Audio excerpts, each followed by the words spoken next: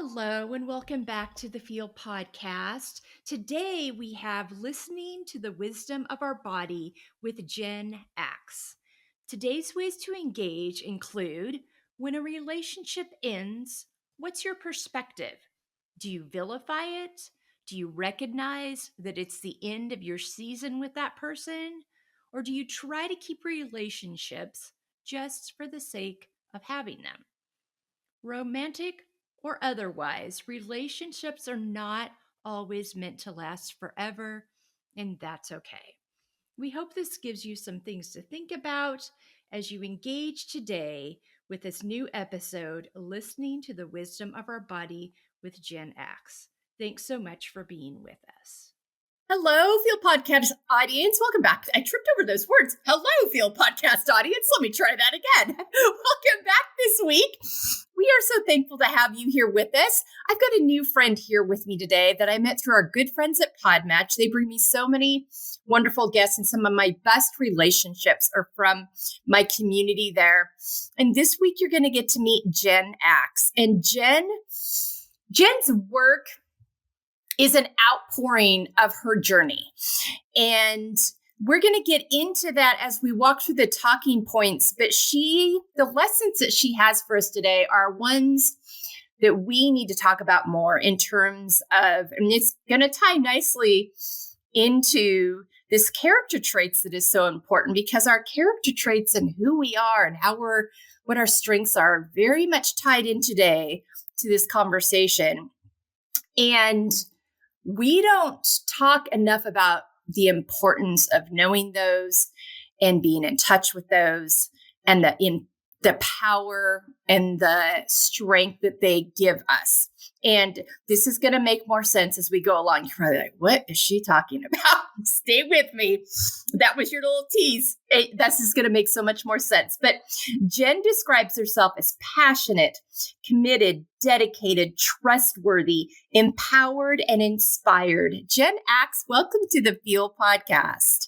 Oh, thank you so much. I love being here. I'm excited for the conversation. Me too. Let's get right into it. Okay. Talk to me about prioritizing self-care in your life and what that looks like for you. And I'm going to go a step further, because you got some messaging when you were very young that way too many little girls get about what is and is not intelligence, what is and is not being good and smart, all those kinds of things. And so that very early on informed you, and I would imagine impacted the way you felt about yourself. And when we don't get good messages or positive affirming messages, I don't even like the words good and bad. Let's call them affirming, helpful, supportive messaging early on. It really impacts the way we feel. And if the way we feel about ourselves impacts how well we take care of ourselves and the value we put in the worth of that. And so talk to me with that kind of background. Talk to me about your journey with self-care and what that has and now looks like for you. Yeah. Oh my gosh. Thank you. It's such a great question, and it's very layered. And I want to make sure that I hit all of that. So I'll summarize what happened to me, and then I'll talk about physically how that affected me and kind of took me off track, and then how I've reconnected to that with the idea of self-care. So I love that whole journey. Thank you. Okay. So it began for me really when I was younger, at a very early age, in school, in the academic environment. I never felt completely home in a classroom with the chairs and the desks all facing front, with the teacher, teaching us from a very conventional linear perspective, or through a conventional linear perspective. Mm-hmm. And I didn't know why I was not connecting. I didn't know. I just felt like this doesn't feel good to me. So I started to doubt myself. Everything was taught to the test. Everything was taught to standardized tests. And every conversation was around, how well did you do on your standardized tests? What is your IQ? Where are you going to college? Later in the high school years. But this really started early on with, needing to hit certain milestones in order to be considered smart. This was my journey, and everyone has their own way into their self-doubt, which I think a lot of us have experienced in life. And mine came through the intelligence lens and what that looks like. And so because I didn't thrive in the classroom, I did fine, but I definitely struggled and I didn't feel connected. So I developed this story about myself that I wasn't smart, that I wasn't good enough, I wasn't worthy, all the things around academics. And what that started to do was really take me out of alignment with the truth of who I was, because I'm a powerful person who's really smart, but I didn't know that until later when I became aligned again through the self-care. But I'll finish with the journey went on for many years, too many years, and little things to big things. I just completely missed out on parties and, opportunities to play games. Like when Trivia Pursuit showed up, I would freak out, my head would get hot, my body would freak out, and I would leave, or I actually got sick in the bathroom several times, not feeling like I was really a part of or had anything to contribute to different dinners and social events. It was really, it took me the story got big. And then in my late 20s, I got invited to a dinner. I was dating this guy, ironically, who graduated Harvard University. And I was like, oh my God, cum laude, by the way. Wow. And I know. And I was like, and here's me. But I knew there was something more to me because that community loved me and I loved them. I was like, oh, but so this one night I got invited to dinner with John F. Kennedy Jr., who's the our former president's son, and his wife and me and my boyfriend, who was actually friends with him and grew up with him. That's a story for another time.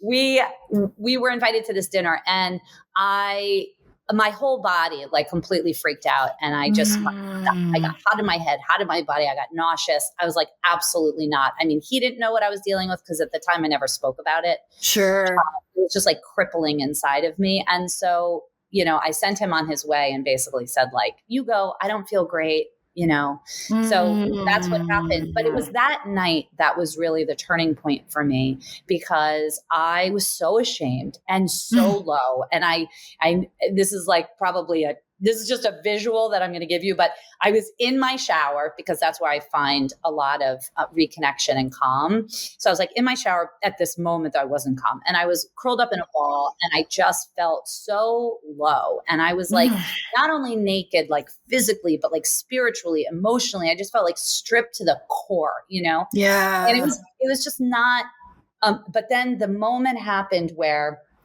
I had all these years of debilitating doubt about what smart looks like, what intelligence really means. And I didn't think I was any of that.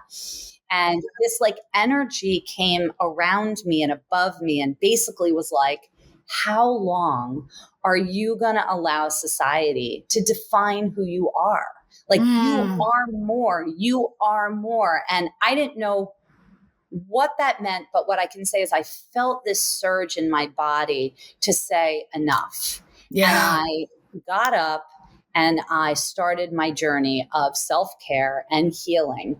And that is when I did a lot of therapy on myself and then came into Howard Gardner, who's a professor and writer, has written, author of many, many books around multiple forms of intelligence. And I found this through a woman that I found who I connected with on my healing journey. And she was a professor. And this is the work she taught.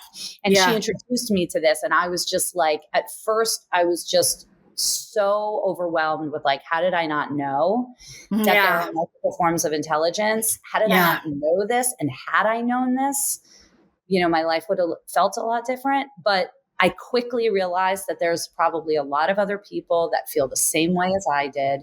And I just went head first, whatever it is. I jumped in, whatever the analogy is, and I started doing the work and the research and learned about the multiple forms of intelligence. And I really connected to kinesthetic, which is the wisdom of the body's intelligence, inter and intrapersonal, which make up emotional intelligence. And that has really been at the core of my journey and my work ever since. So, 33 years of deep dive, teaching, mentoring, traveling, empowering, inspiring people around this work through my own practice that I've built, which we could talk about. But that's kind of, I want to pause there because I've talked a lot, but I just wanted to share that's kind of the journey. And now, the self-care really came into me finding all of this. And it's really been so nourishing and healing all the years after. Yeah, absolutely. Absolutely. Well, this is going to go, I'm going to switch order here because normally I ask you about setting healthy boundaries next, but we're going to move into taking care of our emotional health as much as our physical health next, because this is a direct tie into that. And then we'll go to boundaries. But you kind of summarized it a little bit, but talk to me. I am a firm believer in the somatic processes of the body. Yeah. Your body carries it all. All those things that you haven't moved through, that you haven't processed, that you are carrying, those insecurities, those secrets, that shame, the fears, it carries it. And it gets heavier and heavier the longer you keep piling into it and the longer you wait to move through it, feel it, and process it. And so this directly taps into that. So talk to me about this. First, your own journey of when you realized how much you were carrying physically. And then just that mental, physical, emotional, spiritual health connection that you've learned about. Yeah, amazing. So I've been a dancer my entire life, ever since I was, 3 or whatever. I've been dancing. It's what I studied in school. It's been my whole journey. And so I was very fortunate that throughout all of this shame and self-doubt, I had dance. I had a connection to my body that was so real and profound and also wisely intelligent. It's just nobody told me. So I didn't know that was even anything. Right. But so I consider myself lucky because a lot of people don't even have that connection. So I have to help them get embodied and get connected to their body and help them understand the importance and the transformative power that it has to help them in their journey, which is totally fine because that's why I was a dancer. It all has built on each other and it's why I'm doing what I'm doing now. So it really helped me. But it wasn't enough. It wasn't enough. Like I understood the power of my body. I understood what I needed to do. And somatic, you mentioned somatic, which is really about going into that trauma, going into that pain and going into that history and unlocking it and processing it because we all carry it. It stays in our body until it's processed. And so I'm a big, I'm a big fan of Peter Levine and somatic experiencing. And a lot of other researchers and authors and experts in that field. And somatic is really about the techniques. And typically you're guided by a practitioner that can take you through that somatic experience. Embodied is like living it, it's like, so living embodied, living aligned, living your truth. And so I've really kind of experienced both of those things. And now I'm embodied and I'm off to the races and I'm helping people get to that place. But it was a lot of body awareness. It's a lot of yoga and meditation and through the creation of my own practice, which is a combination of somatics, embodiment, kinesthetic intelligence and emotional intelligence. And it's called the power of gesture. And so I used for my own self-care, and that's how it was created because it came from within me.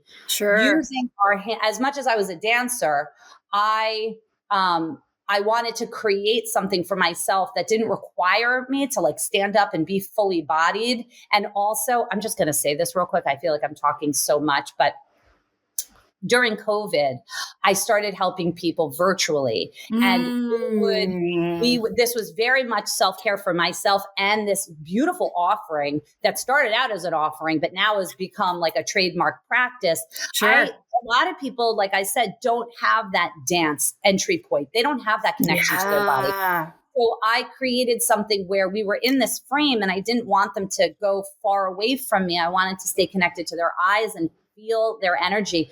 So I asked them to embody their emotions with their hands. And so we would really create something tangible from something intangible, which is energy, and using our hands to create this thing that we could see and look at and move and sort of take control over, or feel more empowered by. So then hands became, the gestures and the powerful transformative like action that it was doing for people. So then, I called it the power of gesture. So this is a huge self-care modality that is so accessible that I still use it. I use it almost every single day. So I think the body, the power of gesture, other modalities that I've had have really fed into my ability to re-embody, realign, and get clear on who I am.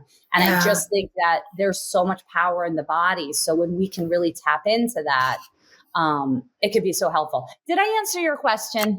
Yes. And also too, what I would want to add to that is if we don't do this work, it shows up in other harmful ways in our physical health, in our mental health. There's so many areas.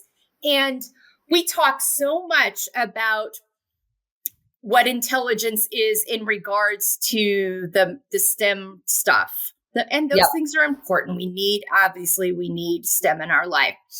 But we also, school, you talked about how you felt in school and just felt out of place. School is so set up for one kind of learning, for one kind of student.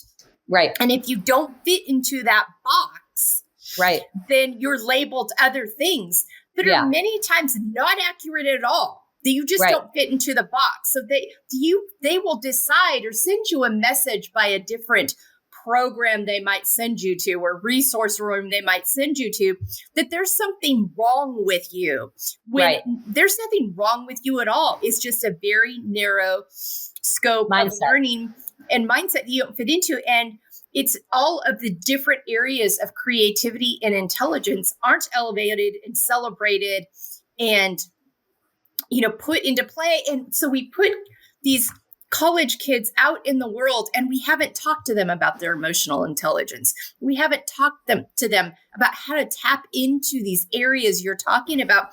So when it comes to dealing with anxiety or public speaking or knowing how to connect with someone or feeling that something was off with them and how that informs the way we show up in a room and communicate. We're so out of touch. We walk around so disembodied that we're lacking this whole area of intelligence that enables and empowers the way we show up in the world and how we connect with people in the workplace, in leadership roles, in our homes, in our relationships. And so I really wanted to go back and capture all of that because this is a huge missing piece that if we got the correct messaging on it younger, it changes the way we grow up, what we consider a strength, what we know is intelligence versus what we've been told, room for us to all grow and prosper and flourish in all the spaces that we're gifted in, that we're,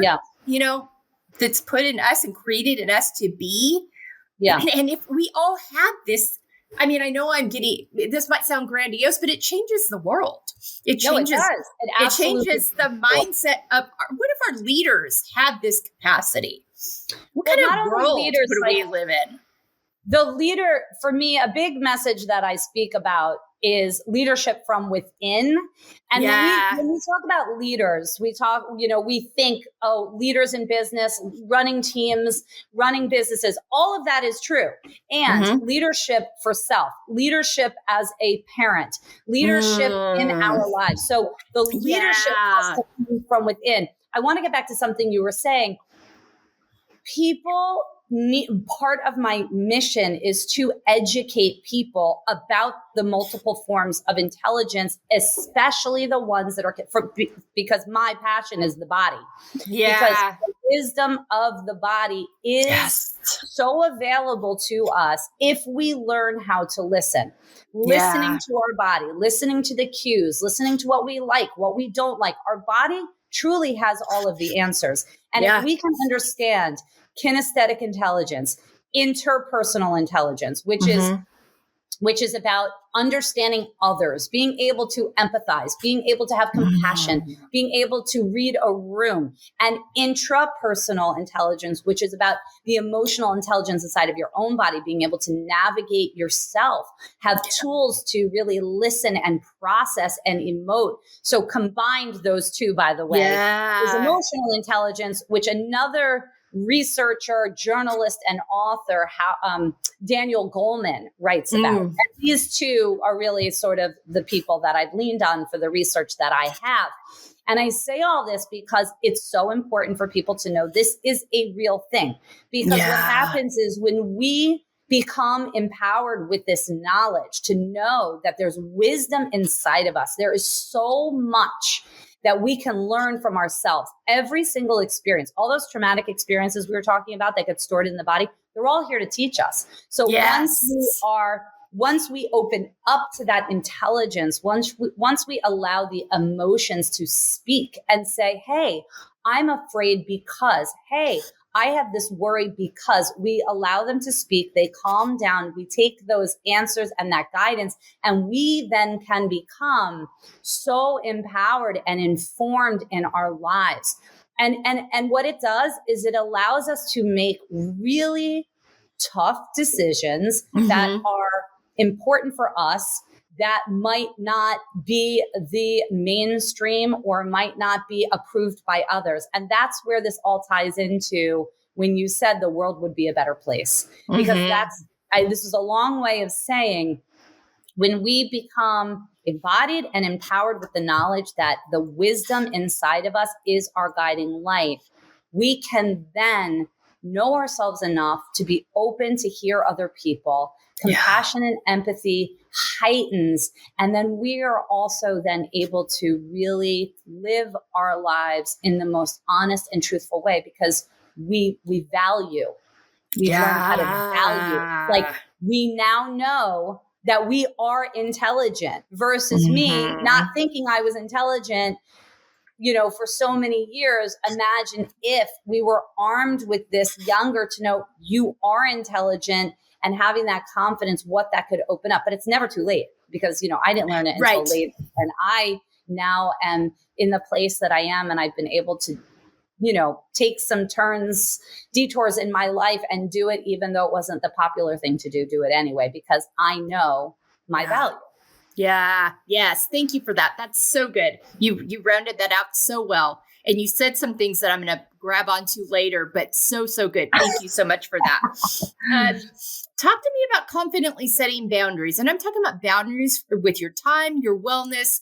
I mean, I think it's really important when we go down a road that's not the road that is, whatever you want to call it, mainstream, typical, the script we got when we were kids. If you follow these things, if you do these things, if you get good grades and score well in the test and go to college and get the job and buy the house and get the car and whatever else, if you don't do it this way, then you fall off the script. People get really itchy because they're not in touch with their own selves. I mean, because I always talk about, I'm like, you can follow the script and maybe it will work for you. Maybe you're wired that way.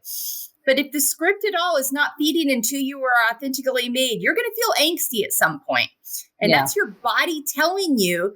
And because I love what we need to, I did something through my own work and my own therapy where it's like, there are no good or bad emotions. Emotions are clues. They are there to let us know something is happening here. Something needs to be dealt with. Something needs to be walked out, felt, moved through, all those things, which really taps into what you talk about in treating it as the intelligence that it is. Yeah. But that's, we don't hear that, especially as little girls. We're told not to trust our bodies, not to trust all those messages and things. And so we really have to, but at some point you're going to get to an angst that if you don't deal with that angst, it's going to really continue to impact your life in a way that doesn't allow you to feel like you're living out your best self, your healthiest self, your most connected with self. You figured that out and you started going down that road. So talk to me about how you've had to set these boundaries around your time, your spaces, your people to protect that. Yeah. Thank you for that question. So out of my journey, I now take people through a very specific path. It's like a roadmap. And I say this because it is the reason why I'm able to create my boundaries. It is the reason why I'm able to like stand in my truth confidently now. So there's 3 phases, and the first phase is about embodiment, right? So when we learn what embodiment truly is, and when we can then get into alignment with who we are, how we feel, what we want, what we don't want, get that core, it's like stacking, I often think of that game called Jenga. Yeah. Where you stack that, right? We are creating the foundation and reconnecting and remembering, by the way. It's not even like a teaching. It's like, let's just remember who we were. We just got sidetracked because of society and all of the pressures. Exactly. So when we come into alignment, we are then able to speak from that truth, which brings me to the next phase, which is empowered. So the first one's embodied. The second one is empowered. So feeling empowered allows us to like set those boundaries because we're in alignment. We know what we want. We know how we feel. We know who we are. And we feel confident in that. And now living and feeling empowered really allows you to step into that, make some goals, really take inspired action. And then the last phase is elevated. So it's 3 E's: embodied, empowered, elevated. And elevated is like, I'm flying now. I am flying. The interesting thing about the 3 E's is that also we need to remember we're going to get out of alignment again. So to not hold us to this standard of like, okay, I feel freedom and confidence and I'm amazing. Oh shit, I suck because now I'm something just happened to me in my life and now I feel like crap again.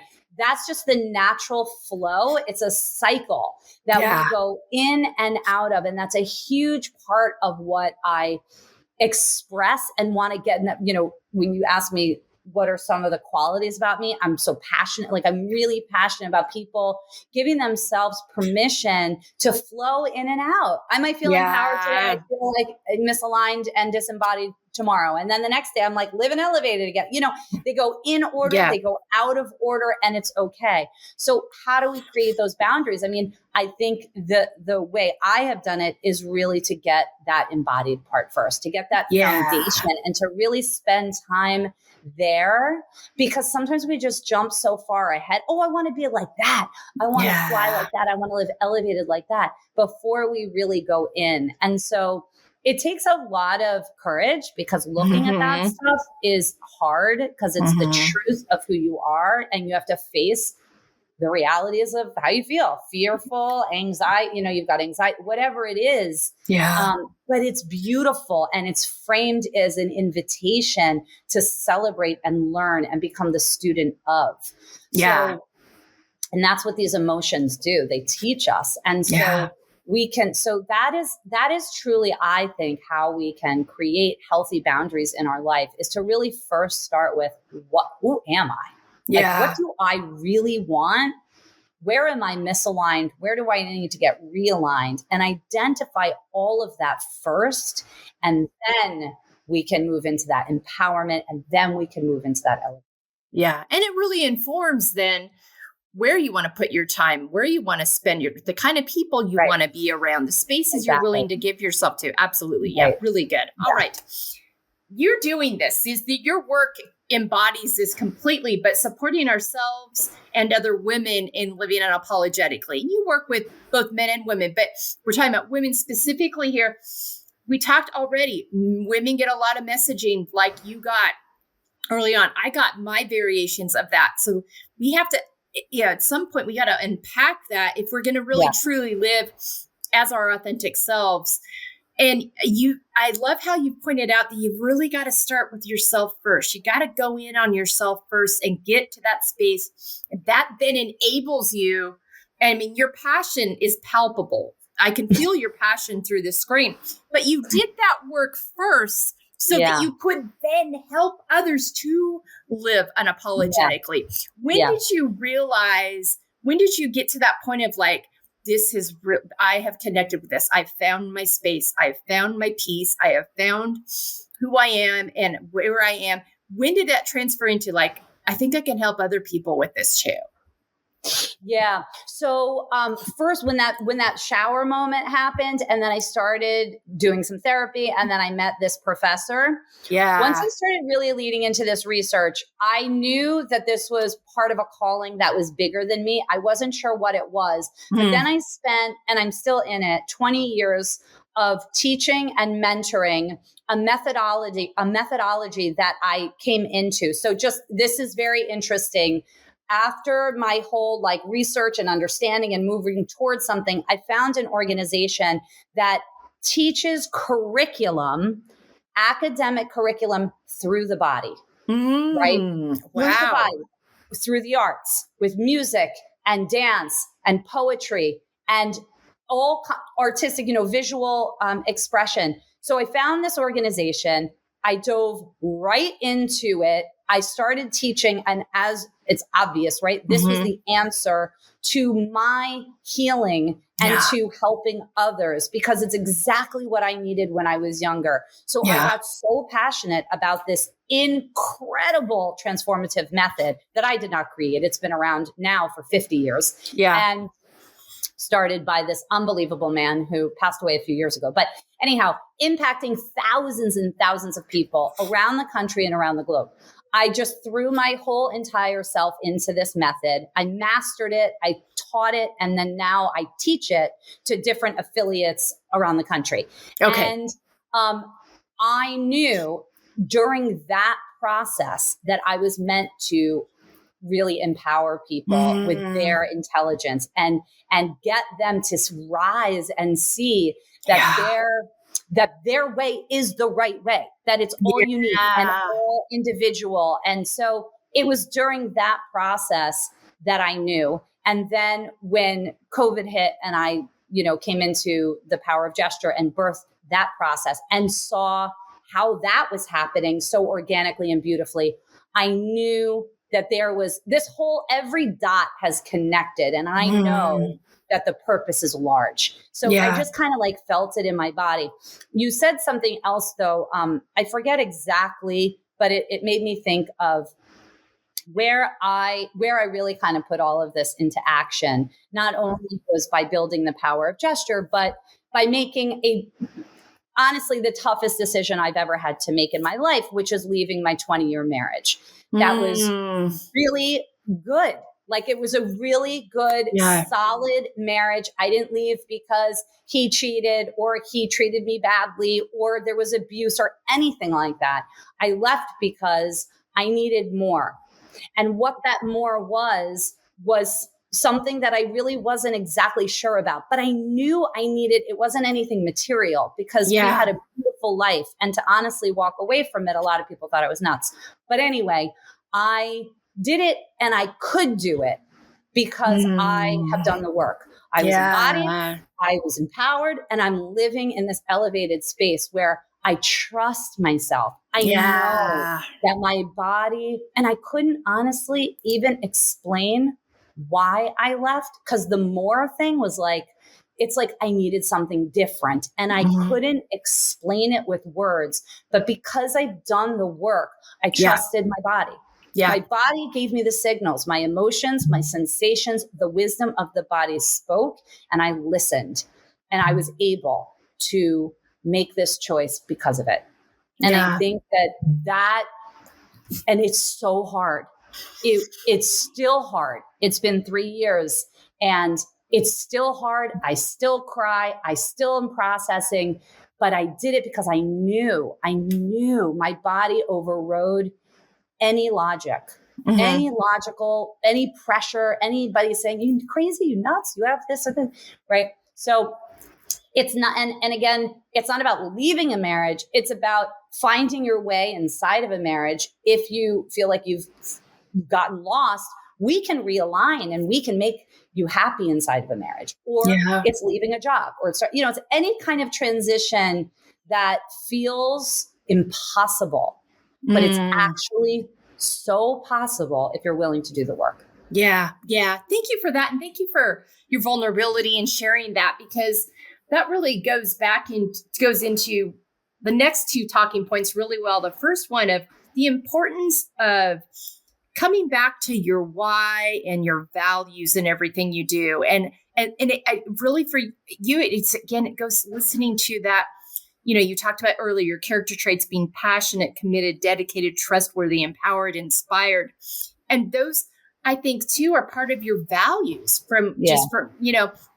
and so we get to different points in our life and we got to look at, okay, are my values aligned with how I'm living my life? Right. Are my values aligned with how I'm showing up in the world? Are my values aligned with the relationships I'm in, the work I'm doing, all of these things?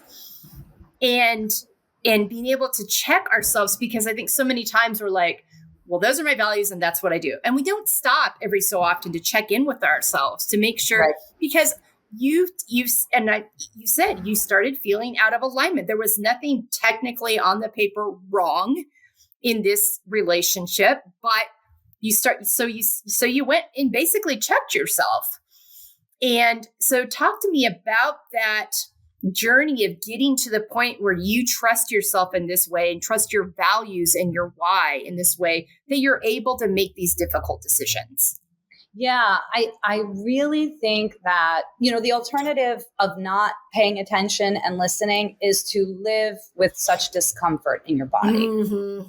Right. And so I wasn't going to do that. I wasn't going to do that for anybody, because I think it's so important for us to come back to that value of who we are. And you can't really feel the value until you start at the beginning of the journey, right? Yeah. And build that foundation and get into alignment. But once you're there and you have that value, you know that you are the most important thing. Even though, like for me, I have 2 kids, right? I could have put them in front of me. Now I would, if God forbid there was something absolutely threatening.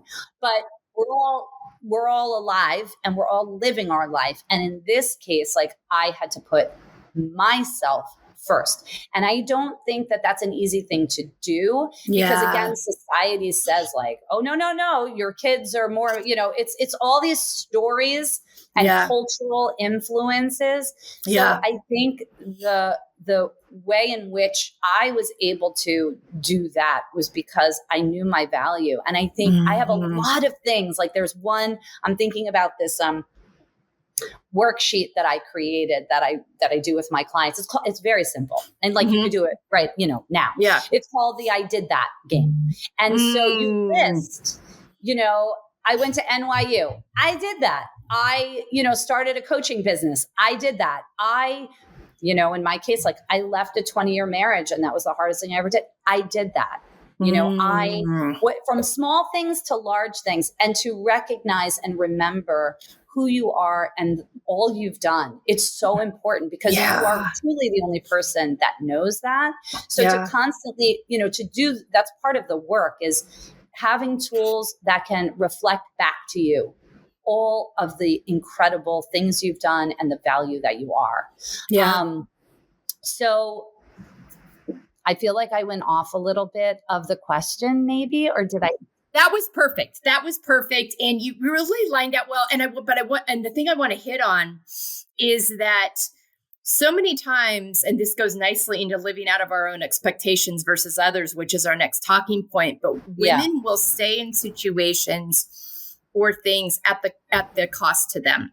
Yeah. And when we're living our lives at a cost to ourselves, we're not showing up as our best, most authentic selves, first for ourselves, but for our kids, for our partners, for our friends, our neighbors, our workspaces, our parents, our siblings. And so this idea that we make ourselves smaller or don't listen to those inklings telling us where we need to go, they're not getting, and we want to model to our kids what authenticity, what trusting yourself looks like. And sometimes it's not easy. Yeah. And you and I come from a generation where people stayed in marriages for the kids time and time again. And you ask those kids later about what it was like to grow up in that household where the parents stayed for the kids. The kids knew the parents were not necessary. 9 times out of 10, not always, but 9 times out of 10, the kids sensed that, and they watched parents make choices that weren't in their best interest and in their best health. And don't we want for our kids and those we love to always make decisions that are best for their well-being? Exactly. And so if we've got to model that ourselves, and life is difficult, and sometimes that's hard, and sometimes that can hurt, but it doesn't mean it's not the most healthy thing for everybody involved. 100%. And I think there's a lot of people, and I understand it's hard to break the pattern, to break the generational influence of those ideas and stories and narratives that our mothers and fathers, that our grandparents instill in us. Stay in it till death do you part. So I'm a failed marriage because it didn't go until my death. No, I think it was one of the greatest, most successful things of my entire life. And I will always live by that. But society says, oh, I'm sorry. It's failed. It didn't work out. No, it worked out exactly right. It was a beautiful 20 years, et cetera, et cetera. So I think though that there are people that are, there's like a lot of people on a scale, and some people are like ready to embrace the new narrative, create their own. Some people are kind of like leaning in and like taking those a few steps and they're going to get there. And then there are those people that are really stuck in an old story. And I'm not even saying that it's wrong, because those people may need that structure. They may need that sense of like, control, and like, this is the way and this is how, and I get that. And that makes people feel safe. I understand. So that's fine too. But it is at what compromise though, what cost? Right? At what cost? Like when you are living like that, fine. If your body is saying, let me keep going that way. But if your body is saying, I'm unhappy, you're getting sick, you're stressed out, it is time to make a change. Yeah. Right. And in the ability to make those connect points. I think what happens when people get stuck and really, this is the way it's always been done, this is the way I've got to go, they live disembodied and they don't, and they won't. And because our nervous systems equate safety to a rhythm or a theme of how you're going. So we have to retrain our nervous systems when we make a change or make an adjustment, because it won't feel quote unquote safe. And I think for a lot of times for people, once they start feeling unsafe, they determine, oh, that must have been the wrong decision. And they won't steer from that rather than recognizing. And I've had to learn that over the last few years. That's not something I've always been aware of. That's something I've learned in my work and therapy and time would not, but it really, that living out of your own expectations versus others, I think it's so important to remember we all have the right to live our lives in a way that feels healthy and authentic to us.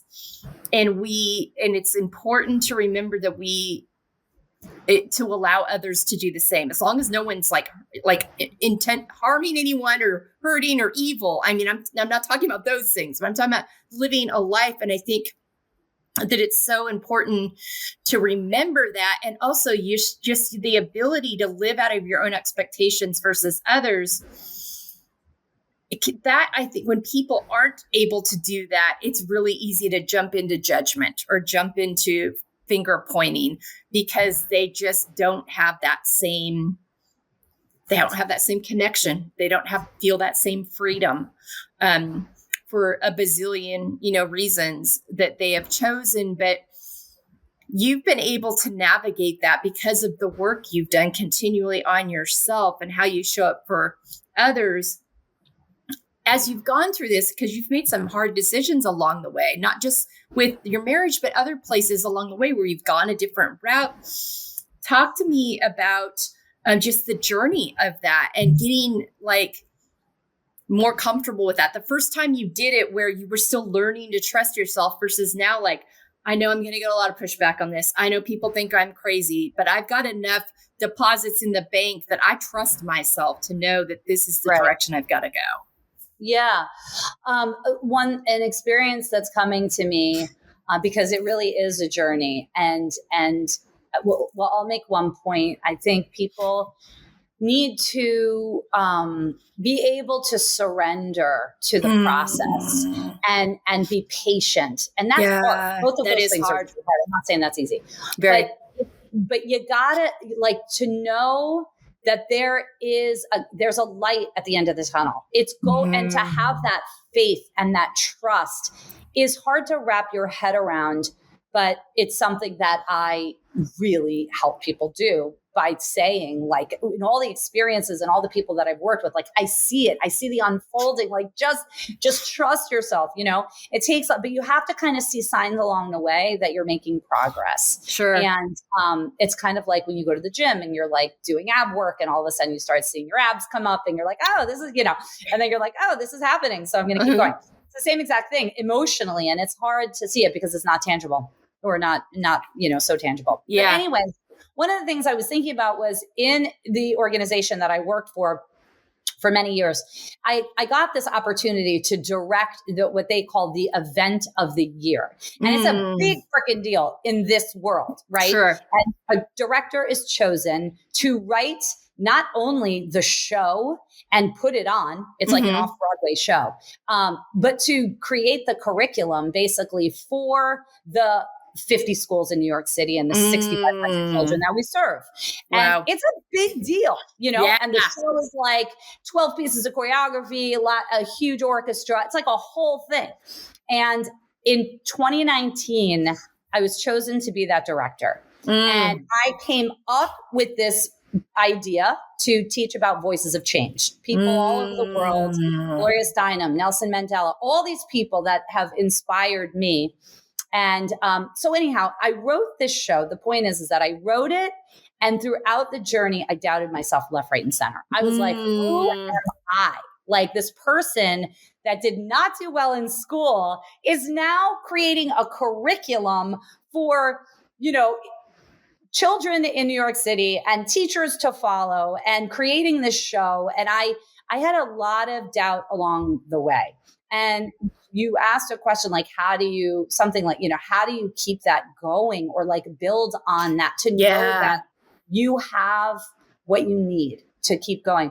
And so one of the things that I identified for myself, and it was really important, that I may need to work on, make sure my research is intact and make sure that I'm representing these voices of change accurately. Because I was like, oh my God, this is tied in right into history. And I was like, oh my God, I didn't do well in history. But I know what I identified was that I'm extremely resourceful. So if I don't know the answer, I'm going to go find it. Yeah. I know that. Yeah. And I, along this journey, got more and more comfortable with saying, I don't know, but I'm going to go find out. Whether it was children or teachers that I was talking to about the curriculum I was designing. Oh, so we're talking about Nelson Mandela? Like, Oh, actually, good point. I don't know that answer. Let me go find out and I will circle back to you. Yeah. So a lot of that came from like doing therapy and really learning how to get comfortable in my silence and get comfortable in the not knowing. And so I think that there might be this grand goal of like feeling empowered and living elevated, all of that. But along the journey to get there, right, we have the self-doubt experience as well.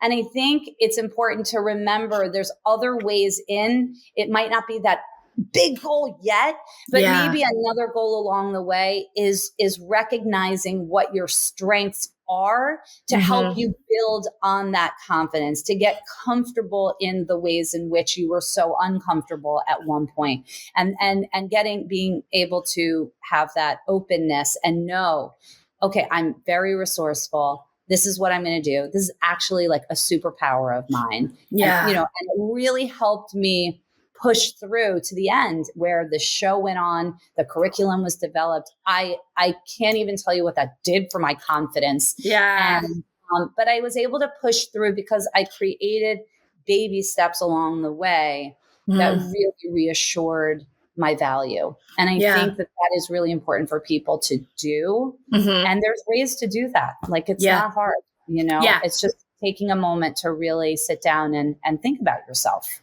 Yeah, absolutely. Thank you for that. That was so good. All right. Accepting the layered aspects of ourselves. And this is accepting all the parts of ourselves that we are made up to be. And you got a lot of really inaccurate, unhelpful messaging early on. And you've been able to, through your work, do healing so you could attach actual truth to those parts of your life rather than believing what you had been told that was inaccurate at the time. But it impacted the way you showed up for a while until you could get to that, you got to that shower moment realizing, oh gosh, I got some work to do here.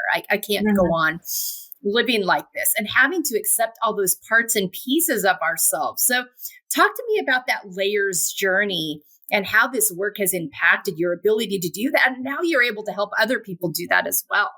Yeah.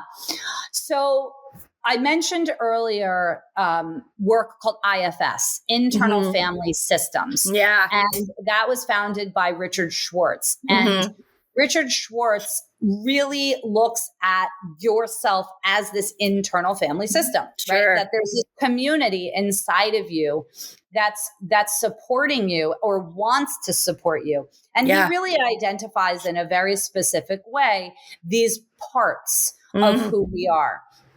Before I even found IFS, which has informed and inspired my work completely, I was really doing this work. I was doing a version of that. I just didn't know that was there. But I say it because for people that are listening and know IFS, it is such a powerful way to frame these parts of ourselves. So the way I do it, and it's very much aligned with IFS, but allowing these parts, these emotions to empower and teach us to really look at the shame, the guilt, the doubt, the joy, the freedom, all the things, stuff. All layers, right?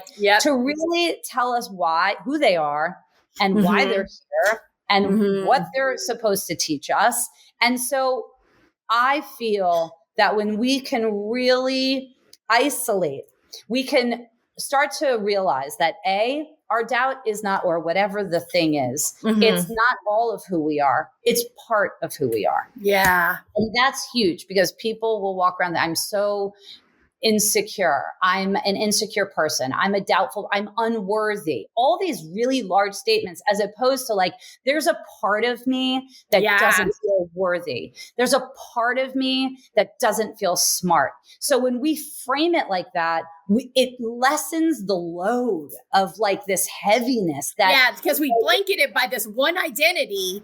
It's just a portion of us. It's just a part of who we are. So when we can really take the time to isolate and understand and get curious, then we show that for compassion, and then it calms down and allows the other voices, the joy, the freedom, the intelligence, all of that to really rise up inside of us. Yeah. So that's been an enormous part of my own journey in my own way. And then coming into this work that he has created, just really knowing that it validated everything that I've been doing.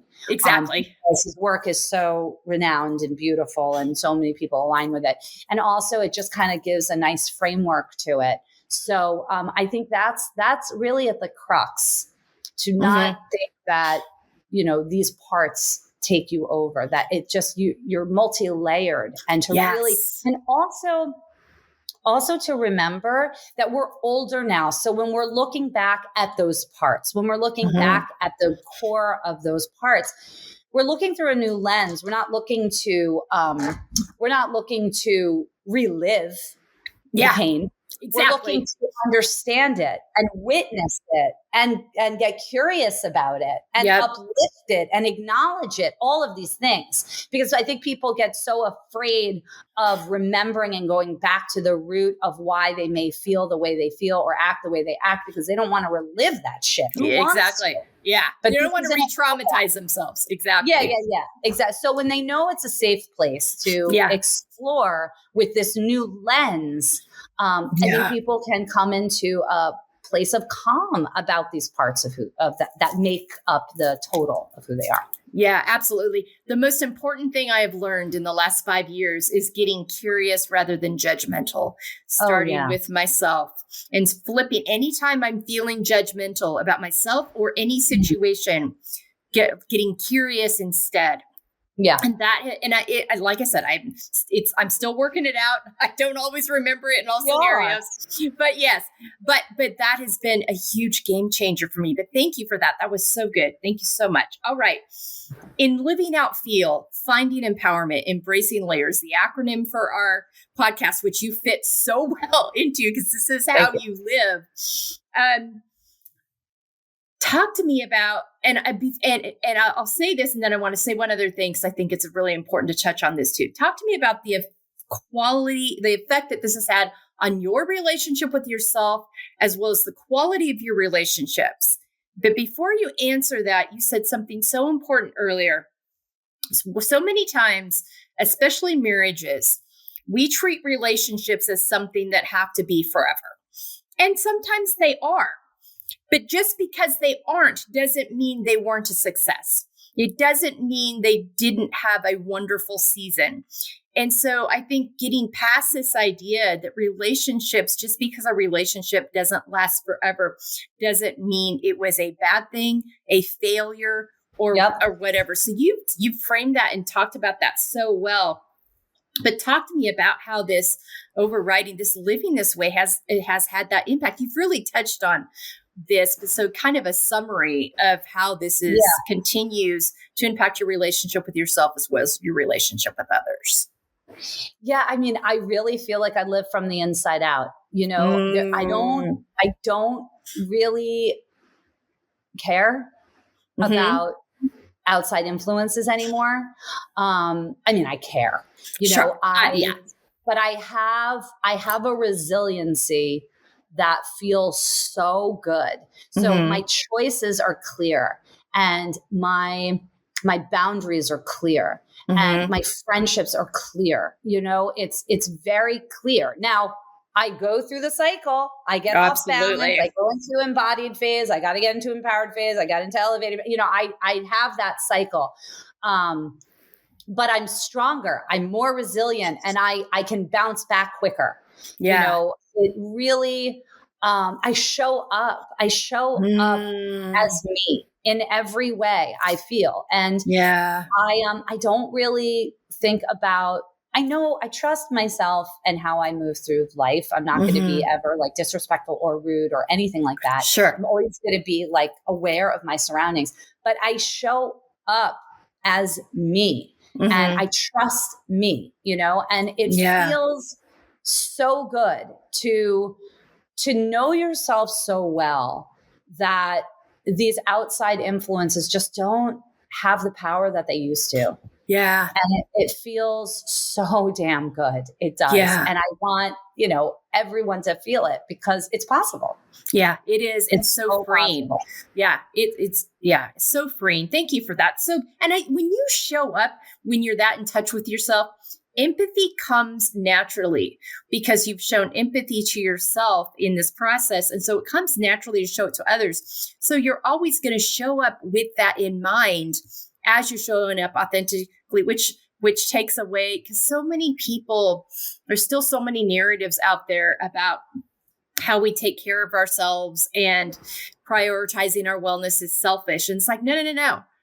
That is a backwards way of thinking. Most important thing. We got that, you know, that script, especially as women and girls at a very young age. And actually, no one wins when we don't show up as our most authentic, healthy self, not ourselves and not the people we're in relationship, because no one's getting the healthiest, most authentic version of us. I mean, so it's really flipping that, and also just remembering that these frameworks are frameworks to help us when we get off track, to get us back on track. Because you've hit on this a couple of times, it's so important to remember life is full of mountains and valleys and canyons and highs and lows and everything in between.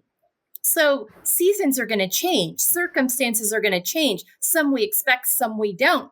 This framework is there to help get you realigned and get you back on track. But it's not going to just be this. I think sometimes people want this prescription to something that's just going to smooth sailing. And that's just not how life goes. So getting okay with that and seeing these things as a framework to help you stay on the path when you get off of it, I think is something so valuable to remember too, and gives freedom. It takes away that pressure of having to live in this alignment all the time that's not physically, mentally or emotionally possible. 100%. Something that you said, I really want to, I want to also offer is that when this idea of selfish, that, spending this time in the self-care, it's not, because the idea is to, in my world, living elevated is about service. It's about being able to go beyond yourself and give back to the world, right? And so you know yourself so well, you are so rooted in your core that you can now give back to others. And so the thing is that it also, when you are aligned and you are really in your body and you show up exactly who you are, you give other people permission to do that too. Absolutely. So really doing the elevated living in that, like, you don't have to create some big foundation. Like, that you're like raising all this money and all these things, and all of that's great. But like, just by the mere essence of becoming embodied and feeling empowered and now living elevated is like, you are now just naturally giving other people permission to do the same, which makes them better, which makes them show up full, which makes them want to achieve all of that. If she can do it, if he can do it, I can do it too. I want some of that. How do I get that? And so it's really an inspiring way that affects the entire world, which goes back to like what we said at the very beginning, which if people lived like this, it really would truly affect the world. Yeah, absolutely. Thank you for that. That was so good. And that what you said is so true. It's when you show up that way, people want more. It's like, I want what she's got. I mean, it's just, people can feel it off of you. I love that. That's so good. All right. Rapid fire down to the end here. Name 5 activities that nourish you. Oh my gosh. Dancing, writing, listening to music, which is kind of tied in with dancing. Taking walks now in like beautiful nature, and anything artistic, sitting in front of, I'm just envisioning just like sitting in front of a body of water, honestly, like nature, just allow, to me, that's art, being an exam, anything that can kind of like fuel that creativity and that inspire sort of that more openness of way of like feeling the world. Yeah. Love that. All right. And 5 words on how you want to feel the next 6 months. How I want to feel. I want to continue to feel empowered. I want to feel like I've made a difference, impactful, that I've supported people that need it. So impactful. I want to feel aligned. I want to stay aligned. So I'm feeling it now. I want to stay in that alignment. I want to feel, continue to feel, because I'm feeling all the things, I want to continue to feel passionate and connected to as many people as possible. I love that. So good. All right. Tell people where they can follow you, find you. All of this will be on our website at embracinglayers.com on the resources page when we drop this episode. So don't worry, listeners, you'll be able to access it. But share with people right now where they can follow you and find you and all the things you offer. Oh, thank you. So my website is my name, www.jenaks.com. Aks is AKS.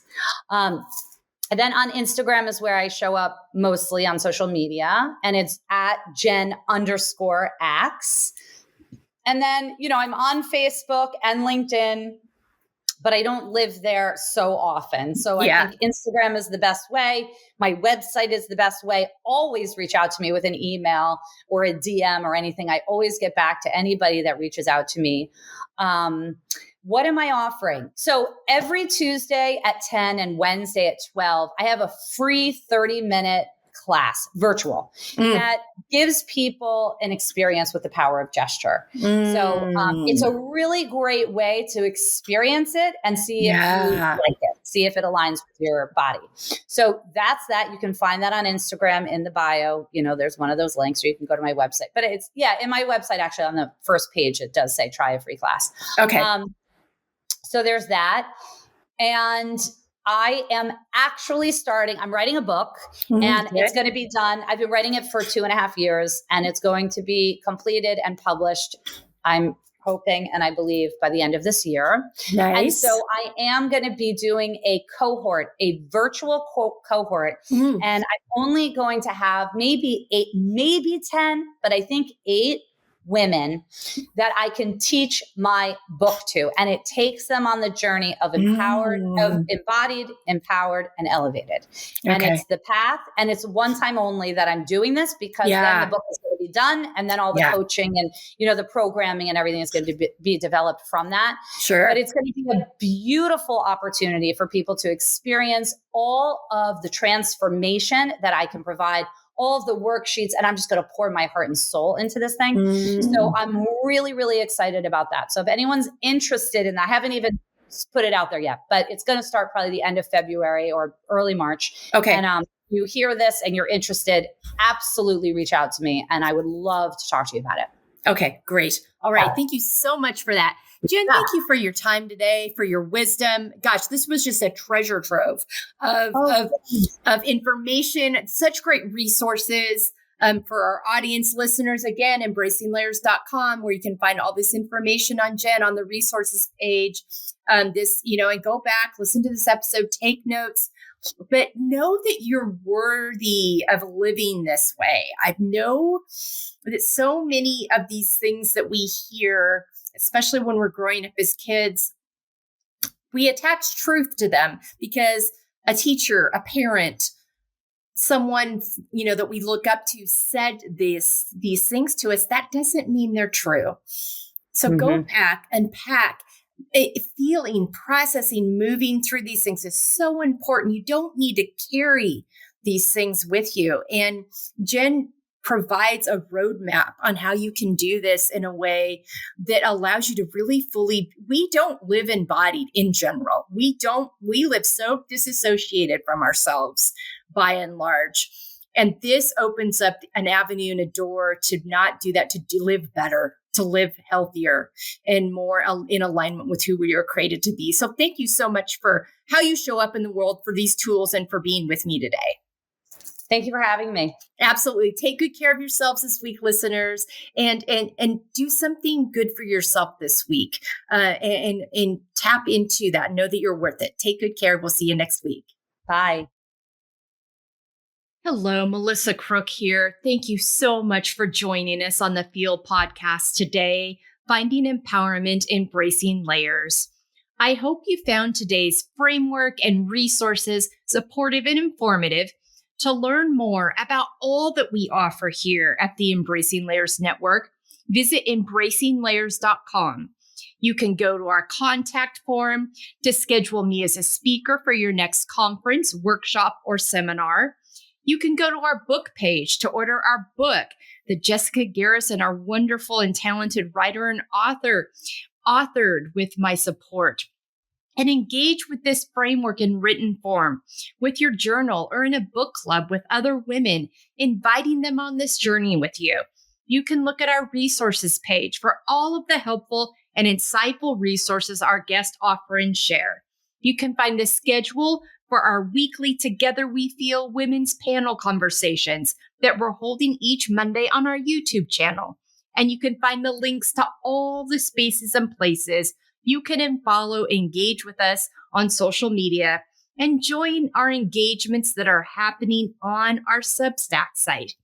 There is also a donation page where you can donate to support our work to ensure we can continue to bring you these incredible guests, conversations, and support. Thanks again for joining me this week. Share with your friends and give us a review on your favorite listening platform. Your feedback helps us ensure we're bringing you the content that will best support you and having an empowered, embracing layers journey. Take good care, and thanks for giving us some of your valuable time today. We truly appreciate you so deeply.